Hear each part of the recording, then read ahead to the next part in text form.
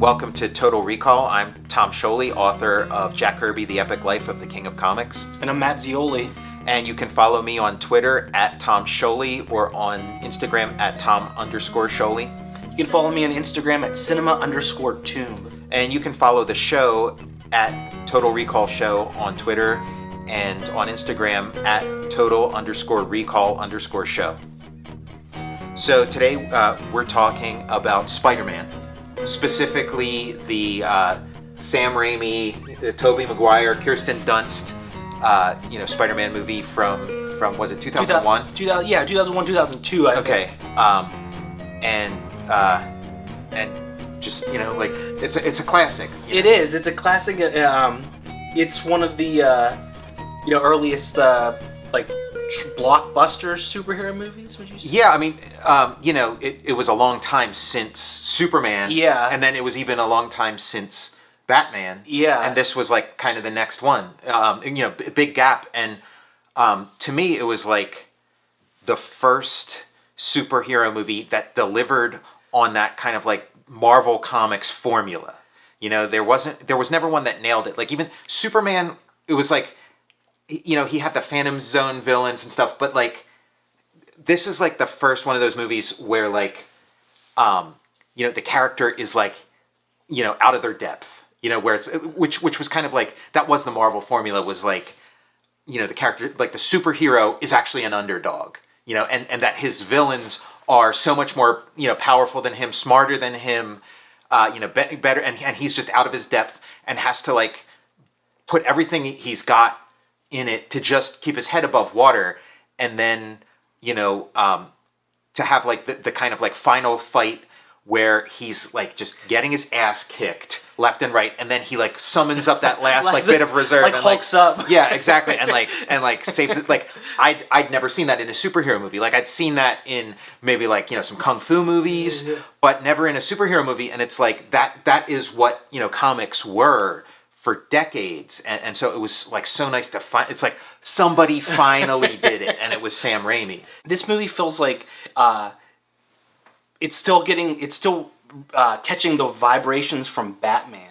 Yeah, it it was on this rewatch I started noticing like a lot of Batman stuff. You have the Danny Elfman score, yeah, and then also Superman. Like it kind of like it's like those were the two blockbuster superhero movies prior to this, so it's like, okay, you gotta reference them somehow. So you have like him opening up his shirt like Superman, which I feel like is just a complete homage to it's he's pretty much telling you like, okay, I'm doing a Superman moment here. Yeah. But then there's also like the part like in Superman when he does something really impressive, like it's Smallville and he gets to town on foot faster than the people in the car, his like the other teenagers, and instead of everybody being impressed and being like, oh wow, Clark, you're finally cool, they're like, oh Clark, you're a freak. And like there's a moment like that in this where Peter Parker beats up the bully in school. He beats up Flash Thompson.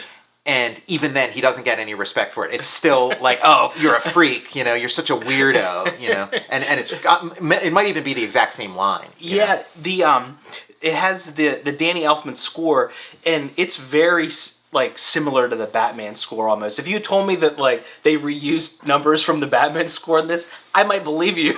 Yeah, I mean there is like Sam Raimi, had done Darkman, which was, completely like following in the footsteps of Batman '89. And he even reused some footage, maybe not necessarily footage that made it into the final cut of Darkman, but there's those scenes where you see like Spider-Man's jeans, the close-up of his jeans, and that's footage that he had filmed for Darkman for those scenes where you're seeing like his neurons. That's awesome. Mm-hmm. For a different episode that we're going to talk a little bit about like some Roger Corman stuff. Yeah. And like Roger Corman was kind of famous for like, okay, we're going to save that bit for later. We're going to reuse that. The movie, it felt like it was a long time coming. Like 25 years they were like working on like trying to get this going off the ground. And it started out with it was at Canon Films first. Yeah. Yeah. Again, like the legal rights for all the Marvel movies were just tied up in all these like bad deals with like bad deals in perpetuity with like multiple entities, multiple studios, and so that's why it took so long for like all these Marvel movies to get made. They had to like untangle this like, horrible like legal web. Yeah, and there was like the Jim Cameron treatment that he wrote in like maybe like 1990. Yeah, 90, like it was 90, like between 90 and 95. They talked about him working on True Lies, so a little bit like after that. And Jim Cameron, what a great director and writer to have on the project. Yeah, and I guess like he wasn't able to untangle that legal morass back then. I wonder if he even like created that treatment as like, oh, I'd really like to make a Spider-Man movie. Let me, write up this treatment, and then I'll just give it to Marvel or whoever. Yeah. And then it's like, and then it's like, oh, who do I give this to? That was an interesting read too. It was like the treatment. The treatment, yeah. It was long. It was longer than a normal treatment, but shorter than a screenplay, and it was like a interesting like hybrid. Yeah, I think he called it a scriptment. A scriptment. Okay, that's a really and just reading it like. I don't recall if like Jim Cameron's name shows up in the credits for this. It doesn't. Right? No, it's David Koepp is credited, but there are so many big moments and beats from Jim Cameron's script that he should have gotten I think they went to arbitration. He should have gotten a credit, but he forfeited it. Okay, because that's what I felt reading it, because I assumed. Because I had always heard about this treatment that Jim Cameron did, and I assumed like, oh, it's probably very different. I mean, it'll have like the similarities that you'd have just because it's based on like a comic and stuff. But it was, especially in the beginning, like the origin stuff is like very similar. And he came up with the organic webs. Yes. And the thing of like Aunt May knocking on the door, and he's like, I'm fine. There's that, and then the glasses bit. Where he takes off his glasses and puts and his vision, like that's in the Jim Cameron treatment. So he did. It seems like he laid a lot of the ground. So that's interesting that it did. Like it wasn't just like forgotten that it was addressed. In like David Koepp, who he did the screenplay for so many good flicks like Jurassic Park, and but they were saying that he was using Cameron's scriptment as like a foundation. Yeah. Definitely should have gotten a story by credit at least. Yeah, because it is. I mean, as Jim Cameron's script goes on, that's where the divergence happened. Like, but like the early stuff is pretty close. And then he has a different villain. He has. I don't think they ever call him Electro, but he's like Electro. He has like electrical powers. And then the Sandman is in it too. The Sandman is kind of like Electro's enforcer. Yeah, he's wearing like a trench coat and has like a fedora on. Yeah, and the villains are kind of a surprise reveal. I don't think I know Sandman.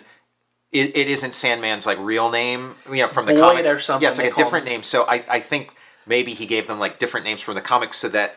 It will be a surprise when it's like, oh, that's Electro. Yeah. And, oh, that's Sandman. The bad guy, I can't remember his name right now, but James Cameron was going to cast Lance Henriksen as the villain. Okay. And he's like a common James Cameron player. He's in a bunch of he's Bishop and he's a policeman in Terminator. We love Lance Henriksen.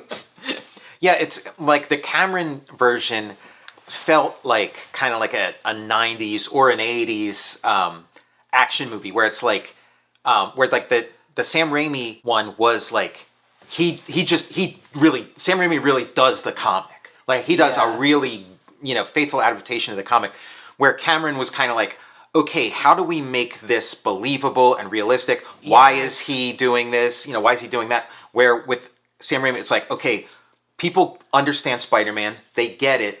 It's like, yeah, he's fighting crime. His uncle died, he couldn't save him, and inadvertently caused his death, and now he's riddled with, and he's off to the races. He's got his costume, he's fighting crime. Where in the Cameron one, it's kind of like a lot of like he's laying a lot of like Jim Cameron movie piping. Yeah, and figuring out like ways to make this stuff like relatable, and then it's also like it seems more like an R-rated movie. Like there's more like there's like sex, like like in these. The Tobey Maguire movies, like it's unclear whether any of these characters have like had sex at all. Like it's like You know, like it's like a very chaste movie. It's very innocent, and it's like it's kind of leave it up to your imagination. But in the Jim Cameron one, like there's it's up on top top of a bridge, right? Yeah. So and it's unclear whether they're being filmed or not at one point. Yeah, somebody had like footage of it. Yeah.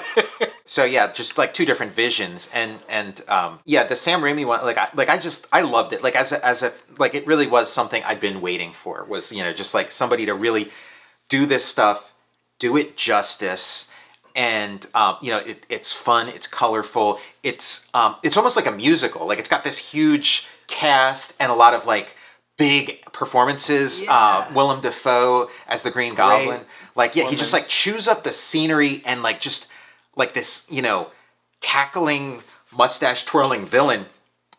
And it works. Oh, I love it. And I was thinking when I was watching it, like the scenes with Willem Dafoe when he's acting opposite of his mask, like he has the mask like on the corner of the chair. I'm like, I could imagine going to see like a one-man show like off Broadway and seeing him like really working there. Mm-hmm. Like he's just going for it with he's like playing off his reflection or his mask. I was like, he's doing a great job. And Spider-Man 2, which was also really good. Like I did feel the absence of Willem Dafoe, because the performances in part 2 were very understated, and when he kind of shows up at the end of that, and he's cackling and stuff, it's like, oh, this is what I've been missing. I know, it's so good, and he's Sam Raimi's probably telling him like bigger, William, and he has a weird look. I mean, he has an cool a great look. That's the funny thing. Like the design for Green Goblin,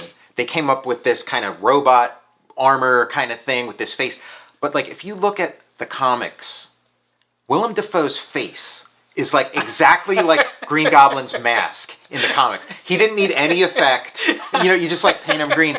I guess it might have made it hard for people to like not recognize him as the Green Goblin. During the casting process, Sam Raimi has like a black and white headshot of Willem Dafoe, and it like fades the Green Goblin's like picture over it. Yeah, and even in the movie when they're during like the finale when there's some like tight shots on the Green Goblin's face, you can see Willem's eyes and his mouth moving like he has like a I don't know, like a sheer kind of thing. Yeah. So he's still like, you get to act off of his face, of his mug. Just trying to get into that mindset of like, where I was when I saw this movie and like what I was thinking.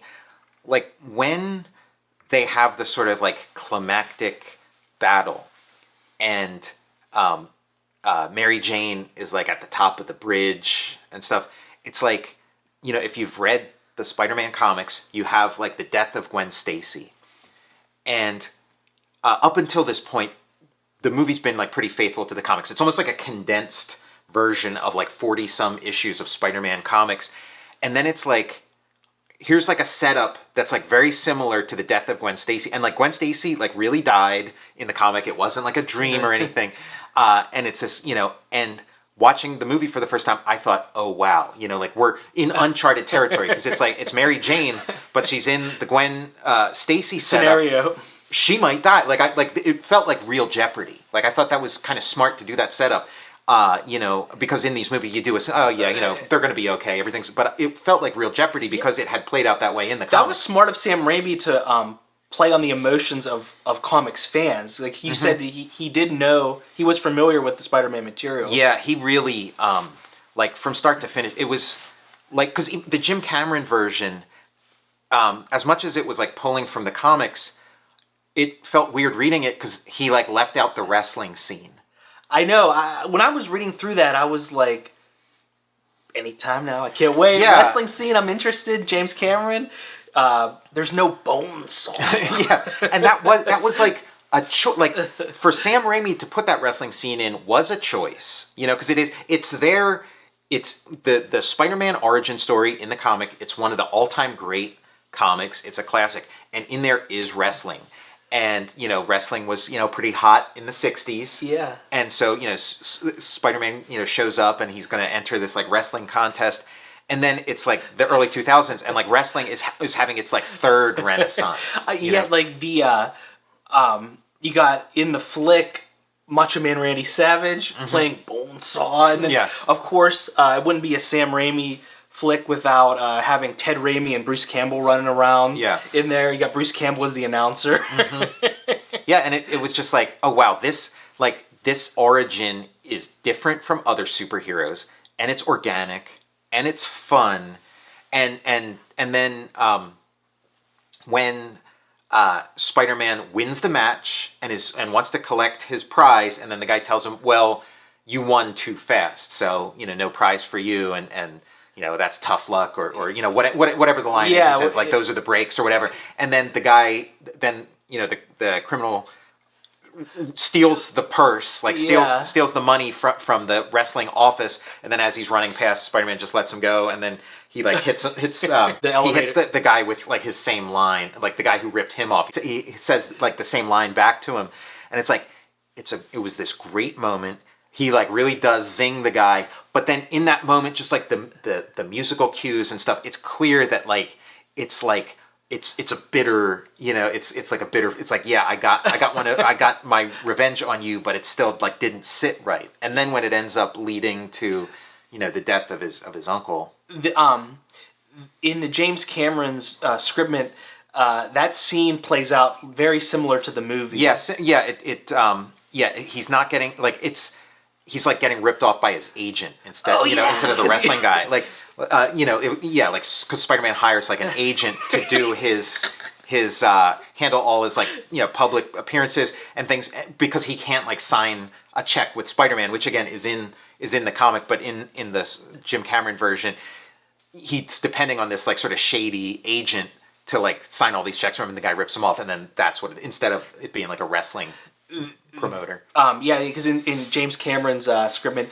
he's appearing on like talk shows, which is again in the first Spider-Man issue. Like that first Spider-Man story is such a classic, and Sam Raimi was so smart to like mine as much as he could from that, because it really is all there.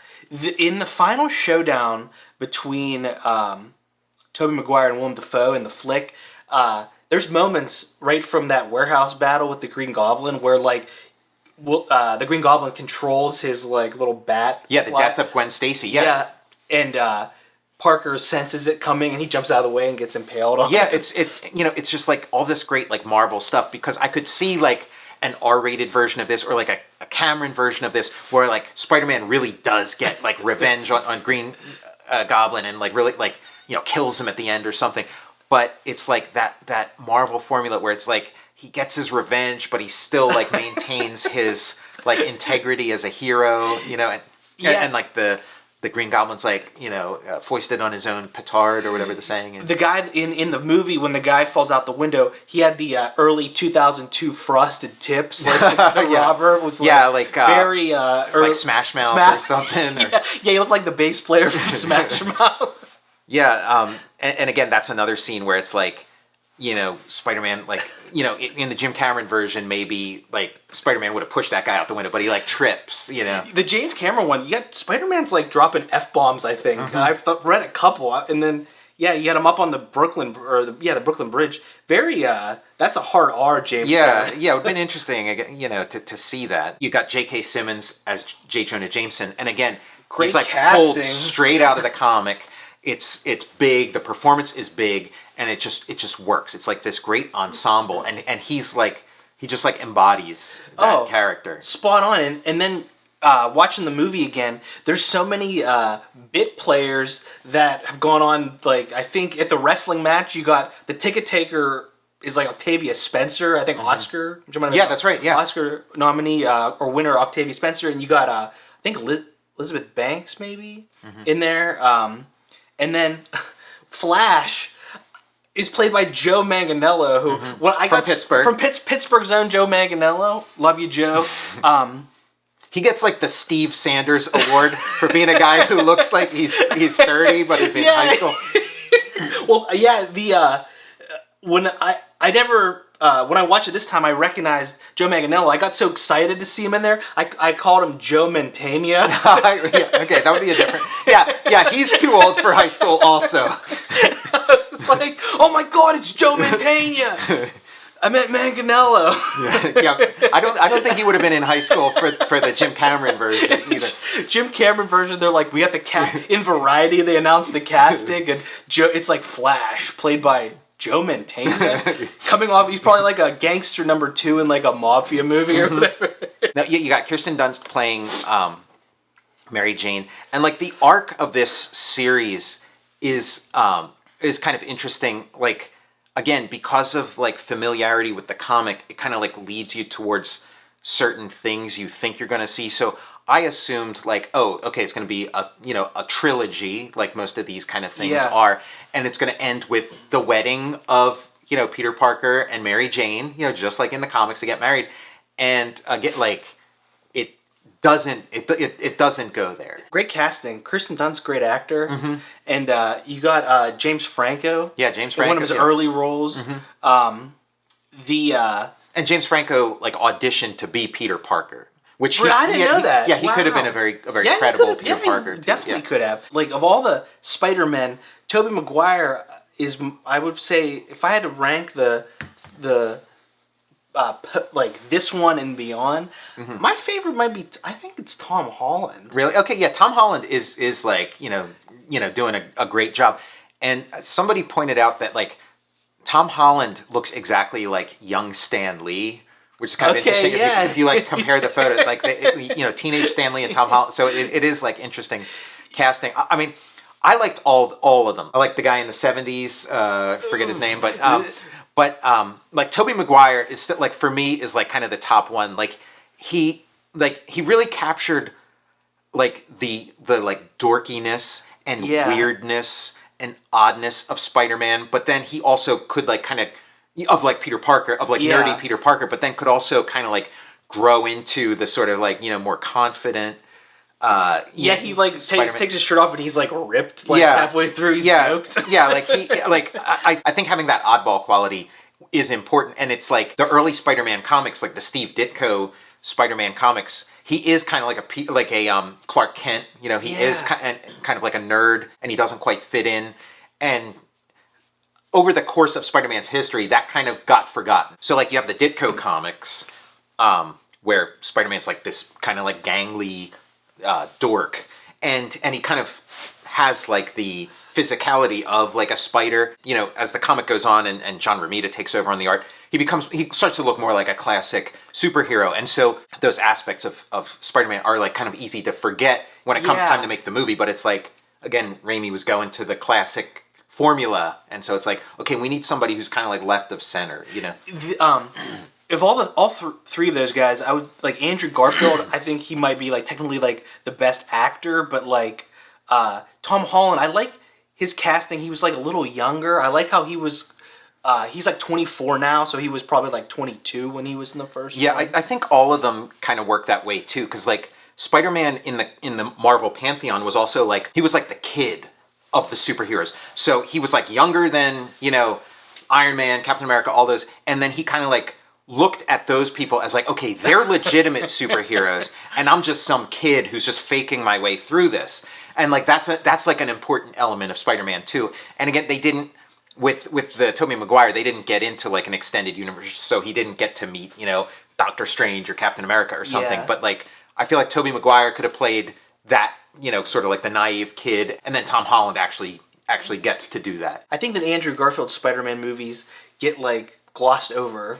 Yeah, I mean, he, again, like they're sort of between these two, like the Tobey Maguire Spider-Man was like an event.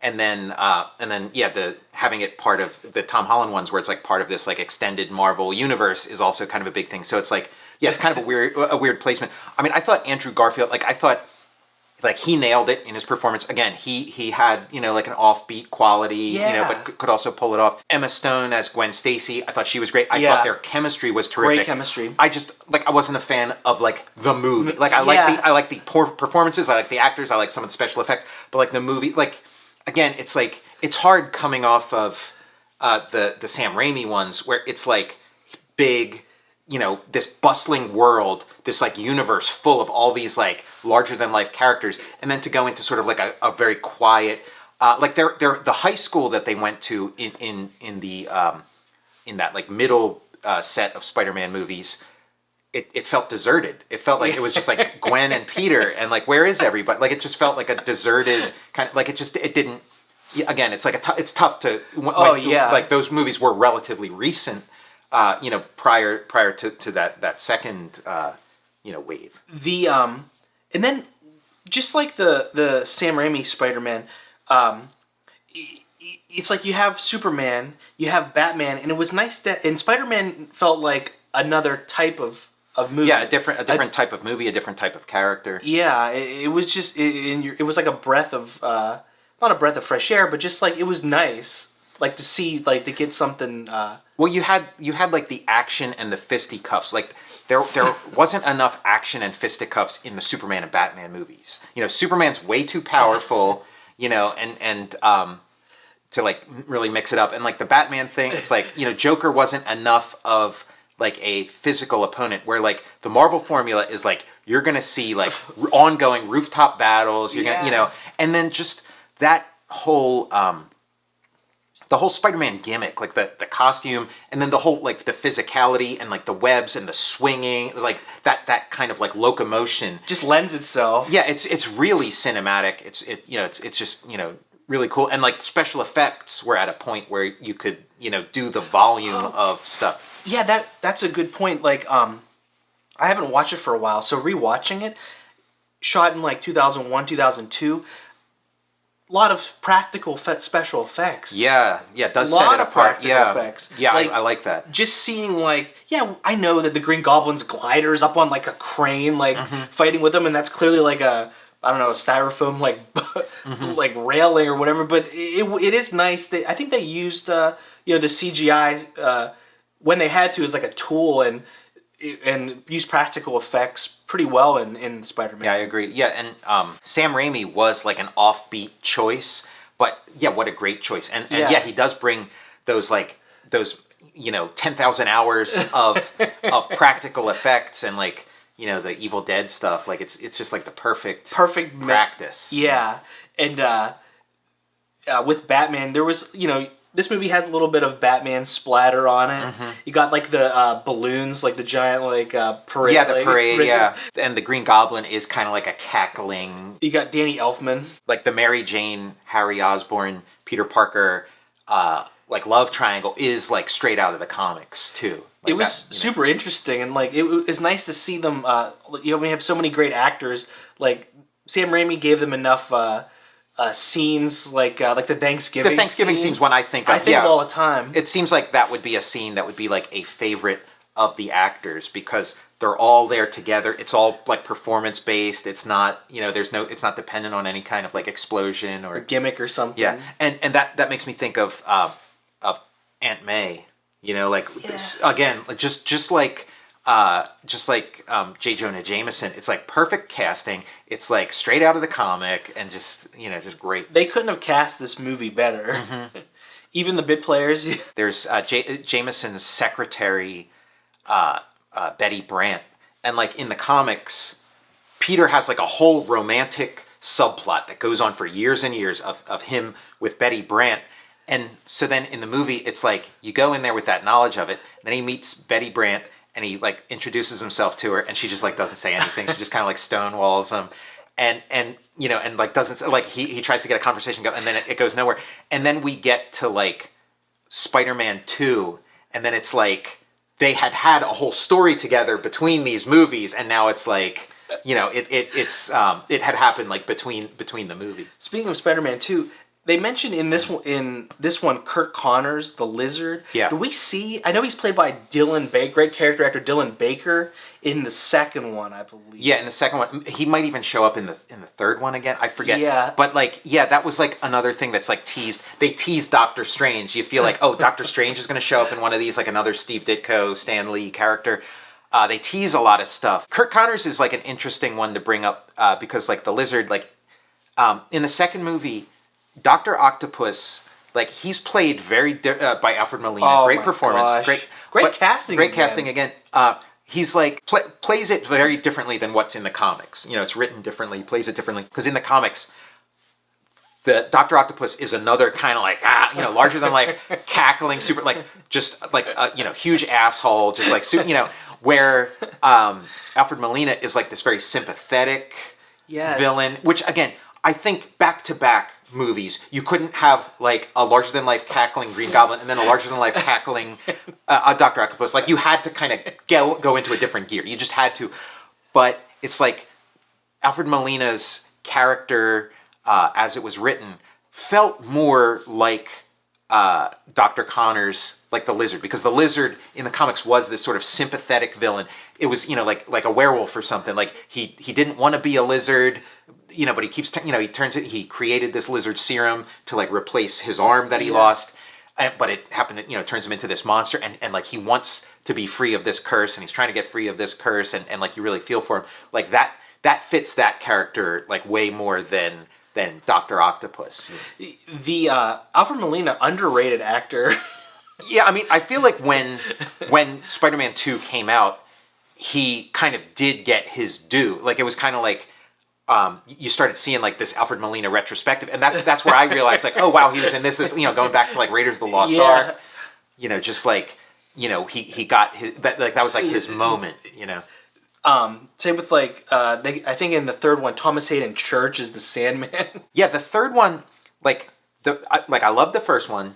Great. It's like my favorite of the three. And then the second one was really good too. It didn't, like and for a lot of people, that's like the best one is the second one. And like Michael Chabon, another Pittsburgh guy, like co-wrote the script for that one. Like, it is great. It is, subtle. It's got a lot of like cool themes in it and stuff, but it's just like, for my money, like, I want to see the big show. Yeah. I don't want subtle. I want to get like hit over the head. Spider-Man. Yeah. But it is great and all that. And then the third one is the one that like everybody takes a shit on. The third, because it's got like musical scenes and stuff. But Peter Parker's kind of the underdog. And then the third one, it was kind of like, Kirsten Dunst's moment to shine. And I feel like, when she started in Spider-Man, she was just sort of coming off of like being sort of a child actress and being, like Jumanji and stuff like that.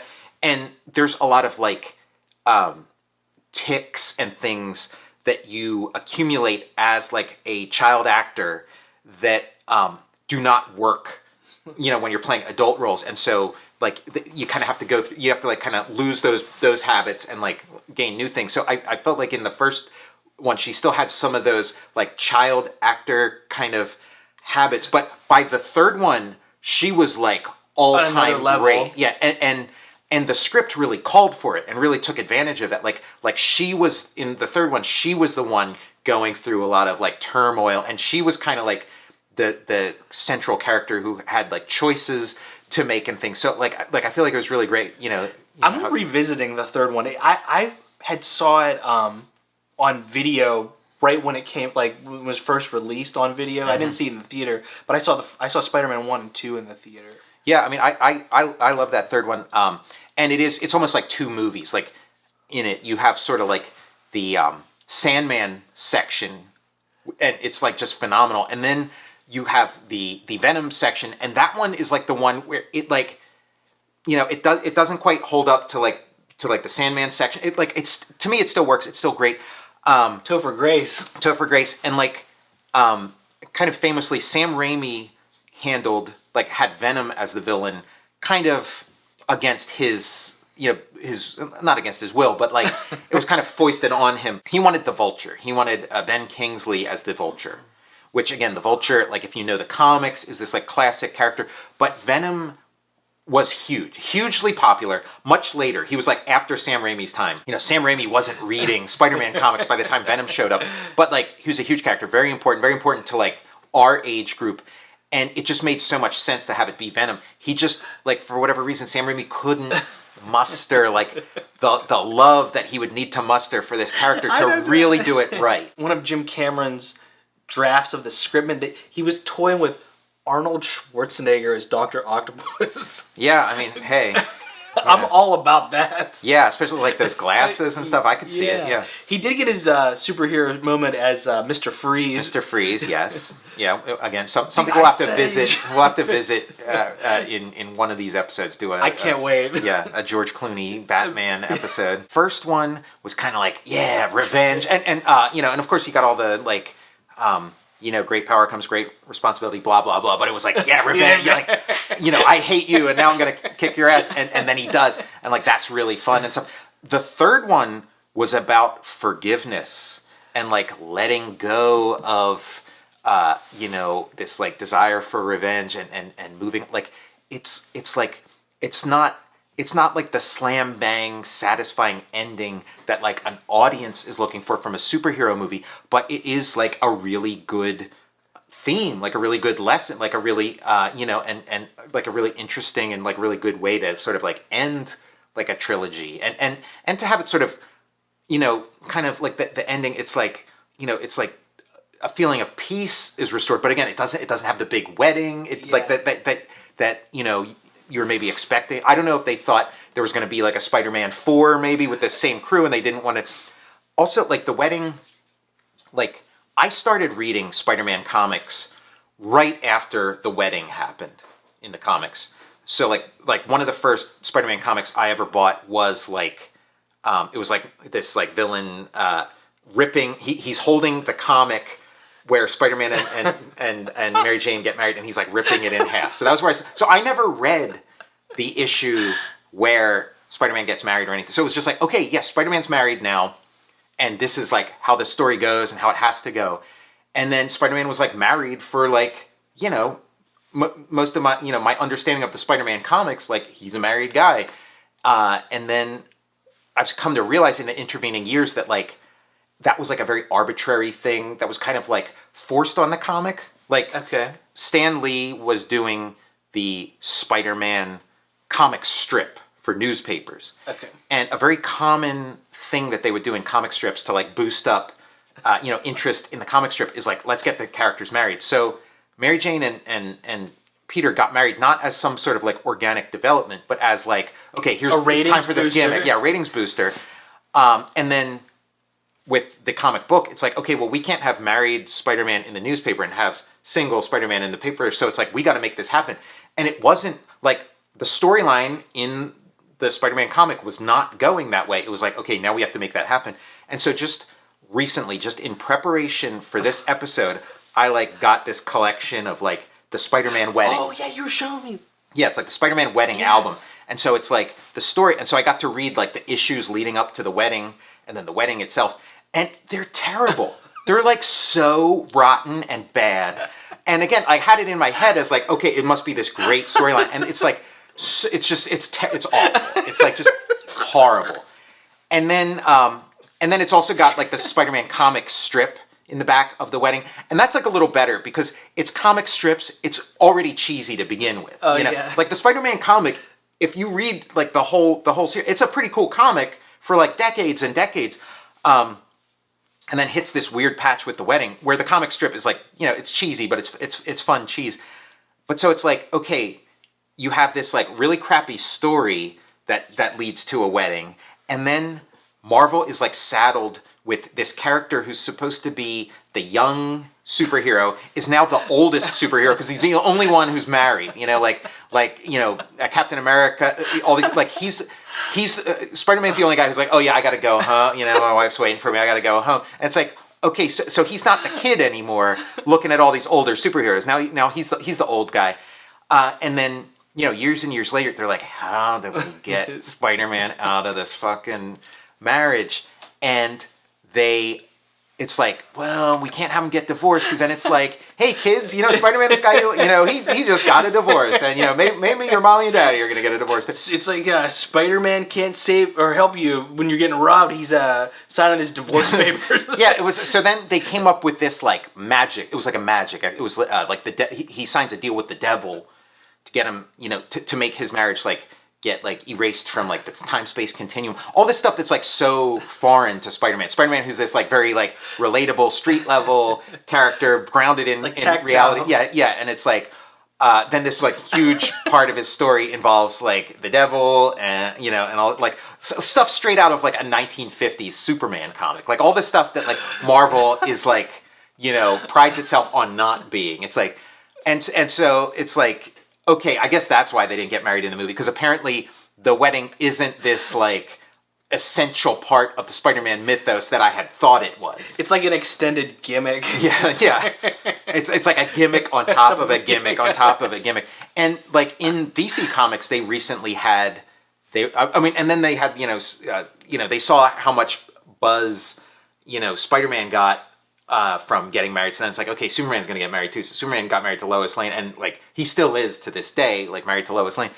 And then like recently they did like a series of comics where like Batman was going to get married to the Catwoman, and I thought like, okay, well, it's like, yeah, you redo all the stuff that they did in the 90s. It's like, okay, let's and then it's like at the last minute the wedding gets called off. So it's like, oh, okay, it's like sitcom stuff. Yeah, we're not doing so I guess like a superhero getting married.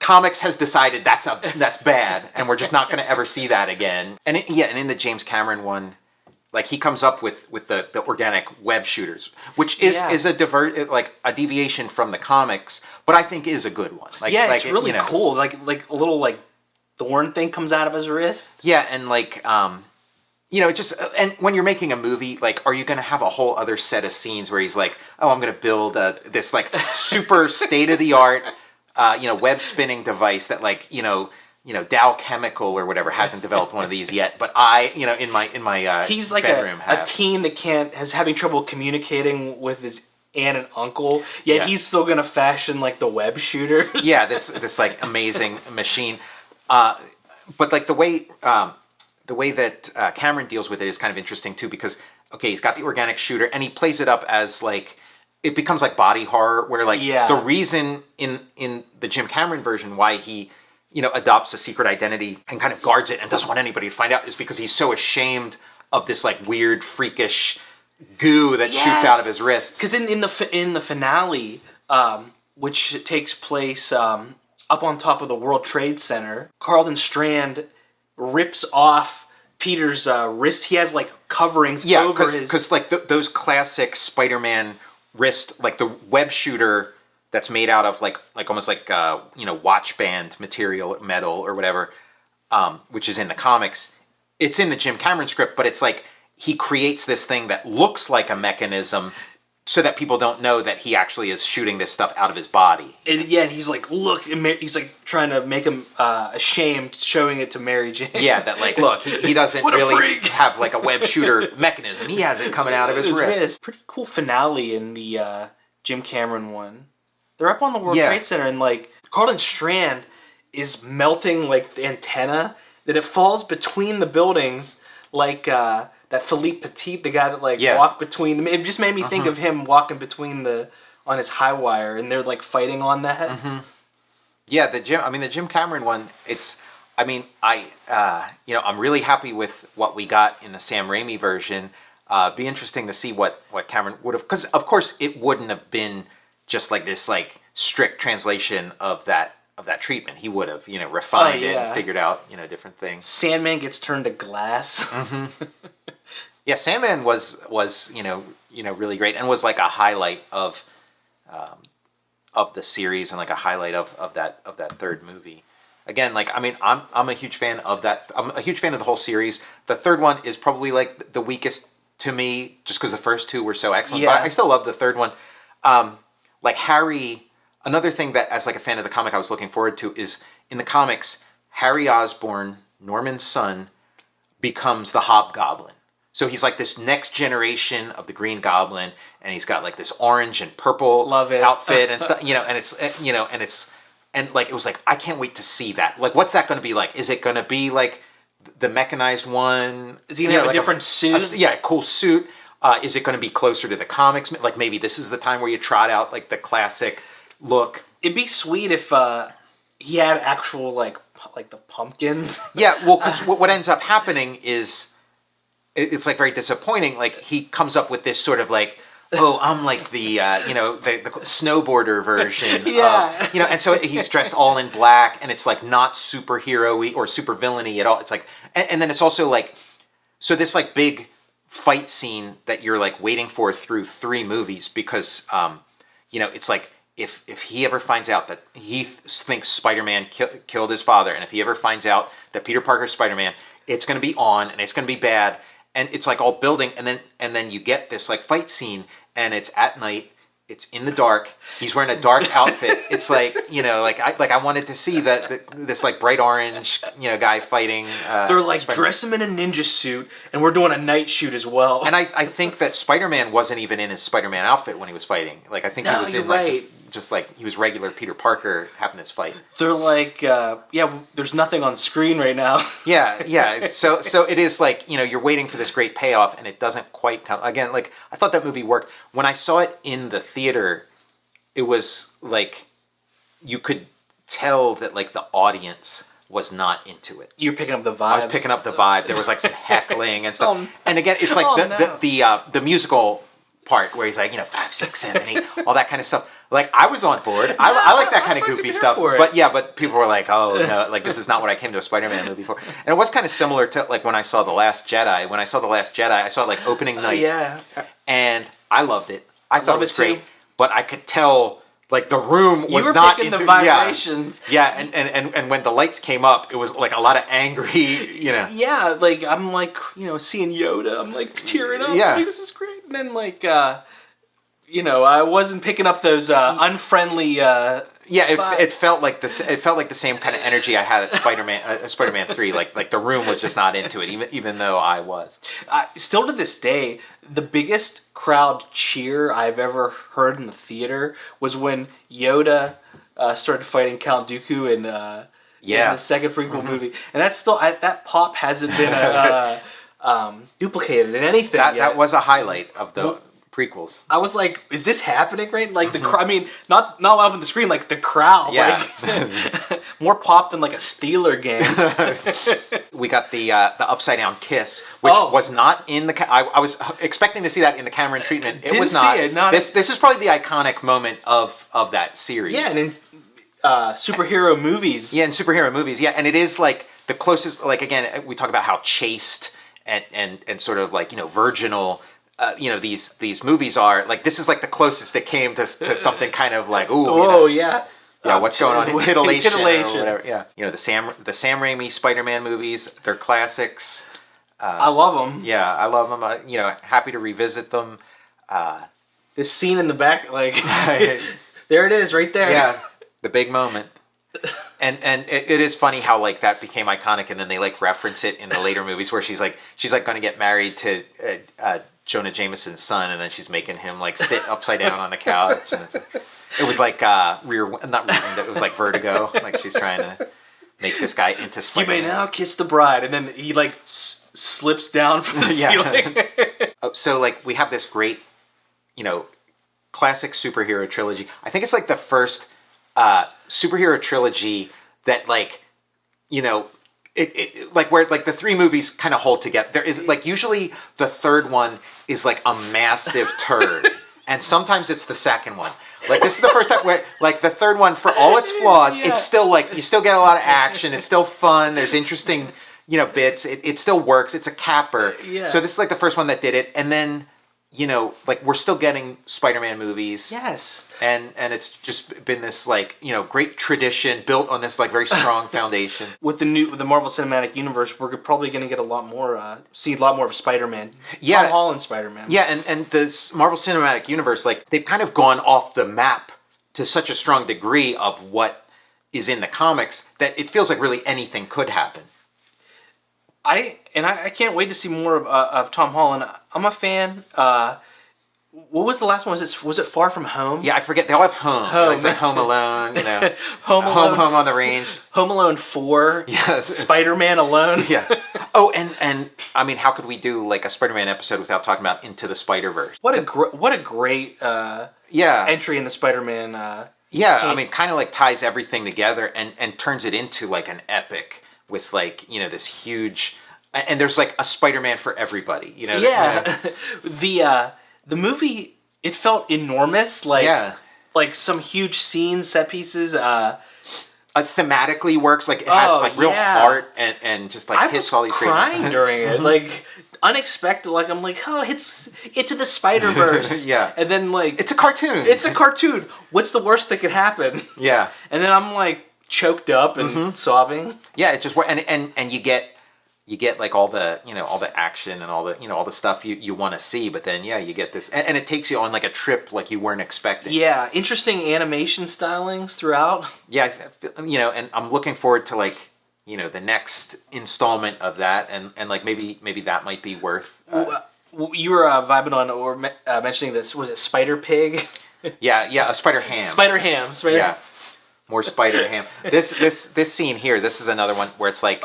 This is just such a great set piece, and like I don't remember ever seeing something like this in a superhero movie before. And I love just to like even watch this scene in isolation where he's like got this like battle with the Green Goblin in this like flaming building, and like they're jumping. Great visuals, and like those scenes of him like kind of jumping around in like slow motion. Like again, those have become cliches at this point, but that is like the first time in a movie where I saw like a cinematic equivalent to like the Steve Ditko comics where like Spider-Man is like jumping around in these weird positions, dodging this and that. Like it's so true to the source material. You were mentioning, and soon here we'll see him with his ripped mask. The ripped mask is like, from the earliest days of the Spider-Man comic is like, and the way it's ripped is like straight out of the comic. It is like as a Spider-Man fan, like this movie, like it couldn't have been better.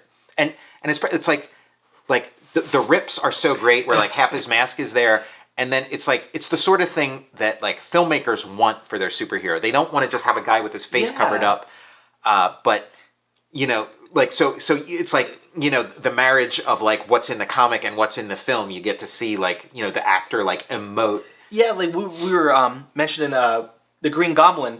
In the close-ups when he's talking to Spider-Man, you can see Willem Dafoe's like eyes bugging out behind the mask and his mouth moving behind his. And Spider-Man was like the wisecracking superhero too. So like you get some of that here. Like he's quipping. Like Batman didn't really quip in the movies. It wouldn't have been appropriate for Batman to quip. And then Superman had like bad vibrations and things. He'd have his occasional thing. But like Spider-Man he's like a comedian. Like when he puts on the suit, it kind of like lets something go. And he's got some great one-liners. Great one-liners. That is like, I think that's like, like Stan Lee's like great contribution to sort of comics is like just this like funny patter, this like funny dialogue that the characters have. And Spider-Man was like the embodiment of that. Oh, and then you have this scene where he's like hanging on the ceiling and stuff stripped, and then he's not there. Like more great classic stuff. And then they reference that in Into the Spider-Verse, where it's like the entire like multiverse of Spider derivative characters are all up on a ceiling together and moving as one. Like a spider. Great Thanksgiving scene coming up here. Yeah. Mm-hmm.